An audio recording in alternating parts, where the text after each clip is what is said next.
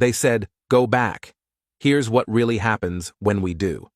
Imagine someone telling you, go back to your country. Cute, right?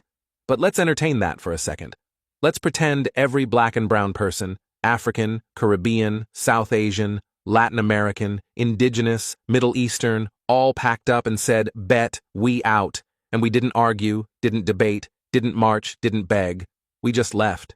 Quietly, smoothly, efficient. The same way we held up entire countries. And what happens next? Well, buckle up, because I'm going to walk you through day 1 to day 30. And by the time we get to day 30, you're going to understand exactly who's been holding up the West this whole time. Day 1 hits different. Hospitals open their doors, but half the staff is missing. The nurses? Gone. The transporters? Gone. The cleaning crew that literally keeps infections down? Gone. The residents and interns keeping patients alive at 2 a.m.? Yeah, they dipped too. Buses don't run, trains lose engineers. Construction sites sit empty, like a ghost town with caution tape. Supermarkets open late. Because the night shift? All brown folks. And by 9 a.m., the country's already on life support.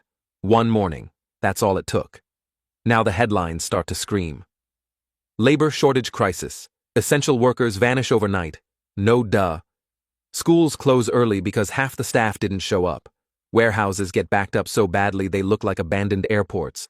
Food deliveries stall, parents scramble, businesses start sweating through their button-ups. The quiet part hits the loud stage. They always said black and brown communities were unskilled. Funny how the country collapses when the unskilled leave. By the end of the week, politicians are holding emergency meetings like, is there anything we can, do? No. Y'all already said what you said. Recruitment drives launch, but there aren't enough people left with the actual skills to fill the jobs. Immigration police, once big and bold, are suddenly real quiet, even polite, asking questions like, hey, where'd everyone go? Meanwhile, Africa, Asia, the Caribbean, Latin America, they're welcoming back their doctors, engineers, teachers, entrepreneurs, the same people Western countries spent decades poaching. This is when the media starts getting nervous. Think pieces start dropping like, what if they never come back? Is the West losing its workforce? Is diversity actually essential? You think? The stock market dips. Inflation starts sprinting. Housing prices wobble. Investment banks get shaky knees.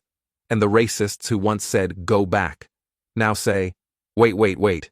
Who's going to run our trains? Who's going to clean our hospitals? Who's going to keep the lights on? Oh, now you're curious. By the second week, the supply chain is done, not delayed, not behind, done. Crops rot in the fields, because guess who harvests them? Supermarkets ration food. People start panic buying. Cities erupt in protests, because prices skyrocket and services break. The country finally realizes, the people they dismissed were the ones holding the entire structure together. Now we get international. The Western economy starts buckling. Investors pull their money. Currency drops. Markets shake. Meanwhile, across the global South, something wild happens. A reverse brain drain. Doctors rebuild hospitals. Engineers rebuild infrastructure. Teachers rebuild education. Entrepreneurs build industries. Africa grows. Asia grows. The Caribbean grows. Latin America grows.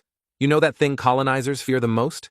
Yeah, it's happening. The very people they exploited, now investing in their own land, not someone else's empire.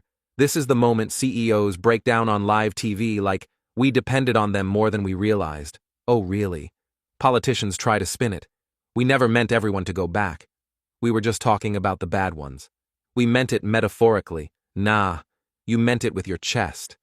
And the public isn't buying the PR. Confidence in the government evaporates. All those applause sessions during the pandemic? Yeah, turns out clapping doesn't replace actual respect. Airports remain half empty. Hospitals stay understaffed. Businesses shut down left, right, center. Whole industries fall because they were built on the labor of the very people they insulted. Commentators start admitting the quiet part out loud. We told them to leave, and now we're paying the price. No kidding. 30 days later, the message is undeniable. Black and brown communities were never the burden, never the problem, never the outsiders. They were the backbone, the engine, the workers, the thinkers, the dreamers, the innovators, the heartbeat of entire nations. And in 1 month, The Western world accidentally proved it. They said, go back. And the economy said, try surviving without them. But that's just the first month. If you want to know what happens in the first year, hit the comments. And if you're tired of watching passively, hit follow, because around here, we decode the myths, and we don't clap for crumbs.